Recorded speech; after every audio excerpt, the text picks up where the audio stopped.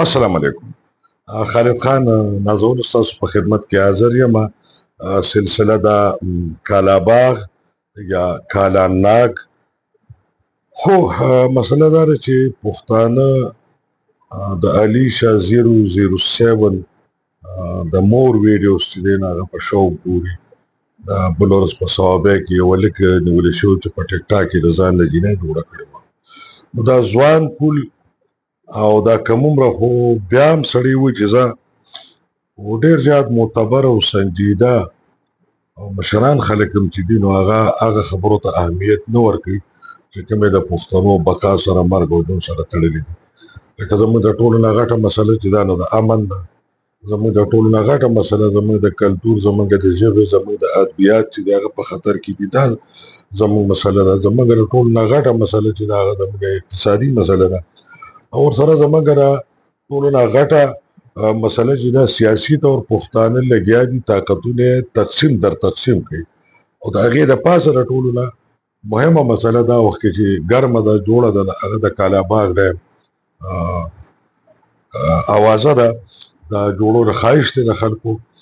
اوس په دې باندې یو سیاسي خبره، یو ساینسي خبره، یو اقتصادي خبره، یو پښتون دریځ وړاندې کول، په منطق په بنیاد باندې د پښتنو کیس جوړول، د هغې دفاع کول دا ډېر زیات اهم ماته ښکاري. او دا سلسله ما شروع کړې ده، نن یې څلورم قسط دی. او زه انتهایي زیات مایوس یم چې دغه درې قسطونه چې اوسه پورې د یوټیوب په لیکه خواري شوي دي او بیا په ډیجیټل سوشل میډیا باندې، نو د هغې هغه کتونکي یا د هغې هغه ریسپانس نه دی. ډېر لکه په وړو کې د مالګې برابر پښتنو اهل نظر هغه کتلي دي او په هغې خره راکړې ده. الله دې د هغې اجر ورکړي. خو بهرحال موږ چې سلسله شروع کړې وه نو هغې کې خو یو بنیاد مې ښودلو چې په کالاباغ باندې لږه ساینسي خبره پکار ده او دلیل سره پکار ده. دویمه خبره دا وه چې دا کم نن سبا دا یو شوشه جوړه ده د کالاباغ ډیم اون پنجاب بډوب نو او دې سره تړلې ځینې خبرې په دغه درو قسطونو کې موږ کړي دي. خو نن چې کم خبره زه مخکې بوتلل غواړم نو په هغه حواله باندې به کومه چې آیا د کالاباغ نه علاوه موږ سره څه متبادل شته او که نشته. یو خو که موږ د غټ ډیم خبره کوو نو بیا به موږ د باشه ډیم او د کالاباغ ډیم په وروستو راروانو قسطونو کې به د هغې موازنه کوو. او دا وخت کې موږ خبره کوو په دنیا کې چې کوم بحث روان دی د وړو ډیمونو د لویو ډیمونو د جوړېدو چې کومه خبره ده او د هغې د فایدې او د نقصاناتو نو په هغې به خبره کوو. نازولو د شیډو په یو زمانه کې یو فیزیبیلیټي سټډي چې دا هغه کنډکټ کړې وه او په هغه وخت کې د چترال ریشون نه واخلې تر د هندس ته اخري حده پورې د چې کوم مناسب د ډیمونو ځای و نو 1500 وړو ډیمونو نشاندهي چې دا هغه شوې وه. د هغې نه پس مو چا څه کار نه دی کړی چې د کوم حده پورې شوي. یعنې موږ سره د چترال ریشون نه واله تر د سند د اخره پورې په هندس ریور باندې 1500 واړه ډیمونه چې دي هغه موږ سازولی شو. اوس د پنجاب چې کوم 15 دریابونه دي نو د هغې د سیلاب مخنیوي به موږ څنګه کوو یا هغلته واړه لوی ډیمونه موږ څنګه جوړولی شو هغه سټډیز څه وایي هغه جدا خبره ده. دا اوس خبره د هندس د وړو او د لویو ډیمونو په حواله باندې چې کله موږ خبره کوو نو دنیا د تجرباتو نه پس چې دا نو په یو نتیجه باندې رسېدلې ده او هغه نتیجه دا ده چې لوی ډیمونه چې دي نو هغه نقصان ده دي او په دنیا کې لوی ډیمونه جوړول نه دي پکار او حل چې دی نو هغه په وړو ډیمونو کې دی. اوس د وړو او د لویو ډیمونو موازنه چې دا هغه کول ضروري دي. صرف دا نه دی ویل چې دا پکار دی او دا نه دی. په څه دلیله غټ ډیمونه چې دي نو د هغې عمر چې دی نو د 15 کالو نه واله 20 کالو پورې د هغې د جوړېدو هغه وخت دی. د 15 نه واله د 20 پورې خو دا ډیمونه 25 کالو ته رسي د تعمیر په حواله. نو غټ ډیم چې تاسو جوړوئ د 15 کاله نه واله د 25 کاله پورې د هغې په جوړېدو باندې دی. دویم دا ده چې په هغې باندې اربعه ډالر چې دی نو هغه په هغې لاګت راځي، ډېره زیاته خرچه پرې راځي، وخت او خرچه دواړه ده. دریم دا ده چې د هغې ډب غټ وي نو د غټ ډب د وجې نه زمونږ ډېره زیاته علاقه چې هغې کې آبادي وي، هغې کې ځنګلونه وي، غرونه وي، زراعت وي، زمونږ تاریخي ورثې وي، آثار قدیمه وي او زمونږ ډېر اهم علاقې وي په ډېره حواله باندې هغه د هغه اوبو د هغه ډب لاندې راځي. دې سره چې دی نو زمونږ ځنګلونه، زمونږ فصلونه ختمیږي، کټاو کېږي، نقل مکاني کېږي. نو د هغه خاندانونه چې په زرګونو لکونو کلونو نه په یو ځای آباد دي د هغې نقل مکاني کېږي، بیا د هغې د آبادکارۍ یوه مسله جوړېږي او زمونږ ماحولیاتو ته شدید چې دی نو خطره جوړېږي. اوس د غټو ډیمونو په حواله باندې دا خبره زه د خېټې نه نه کوم یا د ځان نه نه کوم یا د کالاباغ ډیم په مخالفت کې نه کوم، بلکې ورلډ کمیشن آن ډیمز WCD ورلډ کمیشن آن ډیمز WCD 2000 کې کال 2000 کې ورلډ کمیشن آن ډیمز هغې محبب دی WCD هغې یو مفصل راپور جاری کړی دی چې په هغې کې د دې خبرو ټول تفصیل شته. زمونږ په ملک کې دا وخت کې د ټولو نه غټه دوه ډېرې زیاتې غټې مسلې دواړه یو بل سره تړلې دي. یو دا دی چې موږ یو قسم دا قومي آبي بحران کې مبتلا یو. د اوبو یو قومي بحران چې دی هغه په پاکستان کې جوړ شوی. عالمي طور یو پیمانه مقرر ده چې په کال کې یو سړي په سر باندې 1000 مکعب میټر اوبه چې دي نو دا مسلمه دي. بخښنه غواړم. د عالمي پیمانې مطابق د یو سړي په سر باندې په کال کې اوسط 1000 مکعب میټر اوبه جوړېږي. په پاکستان کې دغه اوسط سړي سر چې دی نو 850 مکعب میټر دی. دا ډېره زیاته خطرناکه خبره ده. دا به یوه خبره شوه.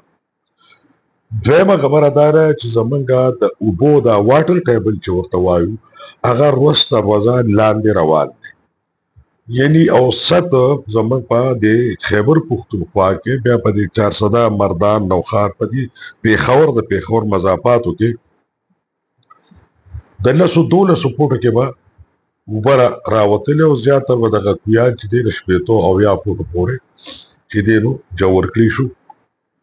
اوس زمونږ د حیات آباد شانتي ځای کې یا د پېښور شانتي ځای کې دا اوس 200 فوټه نه دغه جوړوالی بره لاړ دی. یعنې سوچ کوئ چې په 10-12 فوټه کې به اوبه راختلې نو هغه اوس د 200 فوټه پورې چې دی نو لاندې به ځي نو بیا هغه اوبه راځي او دغه واټر ټیبل چې دی نو ورځ تر ورځه لاندې روان دی. د دې واټر ټیبل د لاندې تک سره د ماحولیاتو څومره تبدیلی چې راغلي دي، دا موسمونه چې په یو بل کې ورننوتل، دا بې وخته بې خرته بارانونه سیلابونه چې کېږي، دا ګلیشیر چې ویلې کېږي، چارند پرند زمونږ د وطن مقامي ختم شو. زمونږ د وطن مقامي اونې بوټي فصلونه ختم شو. موږ سره کارډیو ویسکولر ډیزیز د زړه جمله امراض راغلل. موږ سره د کینسر مختلف اقسام راغلل. موږ سره د جوړونو د دردونو بیماری راغلې. موږ سره اعصابي بیماری راغلې او زمونږ نروس سیستم چې دی هغه د اکثریت خلکو چې دی نو خراب دی. په روزانه بنیادونو باندې نوې بیماری راځي او خاص کر قوت دفاع یا امیون سیستم امیونټي چې دا د خلکو کمه شوې ده. د هغې وجه دا ماحولیاتي تبدیلی خو دي خو د هغې یوه بله ډېره عجیبه شانتې وجه ده. په دنیا کې ساینس په دې نتیجه رسیدلې دی چې اوبه په دوه حصې تقسیم کړي دي، انډرګراوند یا بیلو ګراوند اوبه ورته وایي او سرفیس واټر ورته وایي.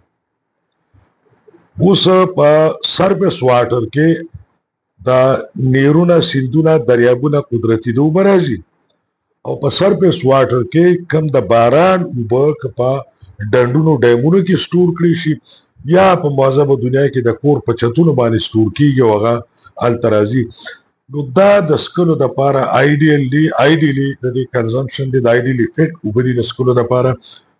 په دې کې هیڅ قسمه هیوي میټل نه وي او په دې کې صرف او صرف چې دی بیکټیریا وي او د بیکټیریا علاج یا د دې اوبو جوشول دي یا په دې کې کلورین ګولۍ اچول دي یا ورکوټ فلټر کور کې لګول دي یا د کولان نه چاټۍ راوړل دي، په هغې کې سکاره اچول دي، نری باجلې اچول دي، په هغې کې لاندې سوري کول دي، هغه لږ اوچته ایښودل دي او دا اوبه دا بره نه په دغه چاټۍ کې چې ځي او لاندې ځي، نو دا بې خرچه خالص چې دی نو د بیکټیریا نه تاسو خلاصوي. اوس ساینس دا وایي چې د 80 فوټه نه لاړ شي، په بعض ځایونو کې هغې چې ډېر لچک کړی دی نو اخري لیمټ 6 فوټه دی، 120 فوټ نه لاندې په اوبو کې هیوي میټلز وي. ساینس دا وایي چې دا کوم یو ګیلاس اوبه موږ څښو نو دا اصلتاً سکلو ته چې د الله د نظام د لاندې تیار شوي دي نو په دې 10 لکه کاله لګېدلي دي. د باران د اوبه چې لاندې د ځمکې ته ځي او دا پراسس کیږي او بیا دا سکلو قابل کیږي، جوړه کیږي، نو په دې 10 لکه کاله تیریږي. نو زموږ اخري بیخي اخري لیمټ چې 120 فوټ دی، جبکې موږ دلته 2700 ته لاړو. 120 فوټ نه پس ته په دې کې هیوي میټل راځي، هغې کې اورسینک دی، هغې کې زنک دی، هغې کې مرکري ده، هغې کې د دنیا جهان خطرناک هیوي میټلز دي. دغه هیوي میټلز بنیادی طور د نروس سسټم د انسان ذهن چې وجود ته کوم نشریاتي نظام دی، کوم احکامات جاری کوي، په هغه کمیونیکیشن کې یو ډسرپشن راځي او د هغې د وجې نه دا مختلف بیماری راځي او معذوران ماشومان چې دی نو پیدا کیږي. نو لہذا غټ ډیمونه چې دي نو د هغې د وجې نه زموږ واټر ټیبل چې دی هغه نور لاندې ځي او زموږ دا مسلې جوړیږي. ښه، اوس د دې په مقابله کې واړه ډیمونه دي. نو واړه ډیمونو کې اوس د الله پاک د نظام ته خو لږ سوچ وکړئ چې واړه ډیمونو کې الله پاک فطرتاً یو طاقت اچولی چې هغې ته په ټیکنیکل ژبه کې واټر ریچارجنګ. ورکوټ ډیم چې دی نو د ده کې دا اوبه چې دي نو دی په خپله باندې د اوبو دا ټیبل دا لیول دا سطح دا دی ریچارج کوي. دې سره د اوبو دا سطح چې دا هغه په بره را رواني او هغه ځای ته را رواني کوم چې د ماحولیاتو مسلې نه وي او زموږ د اوبو سطح په کم ځای وه. دغې سطح راتلو سره به زموږ موسمونه اوړی، ژمې، سپرلې، منې به په خپل ځای ودرېږي. زموږ هغه روایتي ګرمي، یخني او بارانونه به راشي، آفتونه، طوفانونه، سیلابونه به نه راځي. نو دا خو د هغې موږ سره یوه فایده ده. دویمه فایده دا ده چې په دې کې نقل مکاني نه کېږي، په دې کې آبادۍ، پټي او فصلونه او ځنګلات نه تباه کېږي. زموږ ارکولوجیکل سایټ، زموږ ورثه چې ده هغه زموږ د لاس نه ووځي. دویم دا ده چې په وړو ډیمونو کې مقامي خلکو ته روزګار میلو شي، مختلف قسمه د جوړېدو نه واله تر د چلېدو پورې د روزګار چې دی نو خلکو ته موقع په لاس باندې ورشي. بیا په دې کې ماهي پروري ده، په دې کې مېوې دی، بیا په وړو ډیمونو کې ځینې نور آبي حیات دی او نباتات دی، اونې بوټي او واښه دي او نور آبي خوراک دی چې هغه زموږ د خوراک ضرورت هم پوره کوي او هغه موږ ایکسپورټ کول هم شو، موږ ته زر مبادله هم راکوي. دا ورکوټي نه ورکوټي ډیم چې دی نو د هغه 0.5 نه واخله تر د 15 میګاواټ پورې د بجلی پیداوار وي، 0.5 نه واخله د 15 میګاواټ پورې. 15 میګاواټ دونه غټه بجلی ده چې د خیبر پښتونخوا یا د پنجاب د یو درمیانه یا د خیبر پښتونخوا د غټې نه د غټې ضلعې چې دی ضرورت پوره کولی شي. نو دا به وشي چې 40 ګنټې په دغه علاقه کې بجلی وي. دویم دا ده چې د بجلی هغه پیداوار چې دی ارزان شي نو د هغې قیمتونه به مناسب وي. هغې سره به زمونږه کاټج انډسټري ولګي، هغې سره به زمونږه دا ډیمونو نه چې کوم آبي حیات او نباتات دی، کوم خوراک دی، هغه د هغې پروسیسنګ، د هغې ویلیو ایډیشن به کېږي، هغه به ایکسپورټ کېږي، د دې نه زمونږ اوبه کېږي. او د ټولو نه غټه خبره دا ده چې د زهریله اوبو نه به موږ خلاص شو، موږ به خالص اوبه څښو. د دې ډیم نه په یو ساده پمپینګ باندې چې اوبه ځي او په یو مخصوص ځای کې د یو فلټریشن پلانټ نه سرکار هغه تیری، او کوم چې د اوبو سپلای چینل دی په دغه چینل باندې دغه اوبه رواني، نو په دې زمونږ اپریشنل کاسټ که موږ یو کور ته په 100 روپۍ د میاشتې په خرچه باندې اوبه رسو او هغه هم کمې چې د هغه ضرورت هم نه پوره کېږي، نو موږ به په 30 روپۍ باندې په روانه اوبه رسو. صحتونه به ښه شي، میډیکل بیلونه به کم شي، په هسپتال باندې به بوج کم شي، خلک به خوشحاله ژوند تېر کړي، په خېټه به ماړه شي، روزګار به راشي، مهذب به شي، بجلي به وي، انرژي به وي. او د وړو ډیمونو ماحولیاتي پیدې دي، هېڅ نقصان نشته، جبکې په غټ ډیمونو کې ما سیوا د تباهۍ نه څه ګټه نشته، ځکه چې د غټ ډیم عمر کم وي، څه وخت پس په خپله ختمیږي. منګله، ورسک او توربیله ستاسو مخکې مخامخ مثالونه دي. یو د دې یو خپل لایف سایکل دی، هغه پوره کړي او د هغې نه پس دا ختمیږي. بل په دې کې ډي سیلټینګ کېږي، په دې کې شګه جمع کېږي، د دې د شګې هغه نکاس، د دې هغه صفایي، د دومره ډیم چې دی هغه ګران وي، د دې ډیم اپریشنل کاسټ چې دی هغه زیات راځي. بل په دې کې یو خبره ده، مثال طور یو ډیم دی نو دا د دې ریسک فیکټر ډېر دي. دا یو ډیم کې ټیکنیکل خرابې راغلې، څه حادثه وشوه، چېرته یو ملک سره جنګ و، په دې خدای مکه بم را پرېوته، نو ما خو ټولې هګۍ په یو ټوکرۍ کې ښودلې دي، نو زما خو ټول ایریګیشن سیسټم، ټول انرژي سیسټم زما خو ټوله تباهي شو. خو که ما سره یو غونچک پروت وي د انډس باندې د 500 وړو ډیمونو، څونه به ټیکنیکل ایرر راځي، څونه به ډسټرکشن کېږي، څونه به بخښنه غواړم په جنګ کې تباه کېږي. بیا زمونږه د دې نه زراعت پیدا هم ده.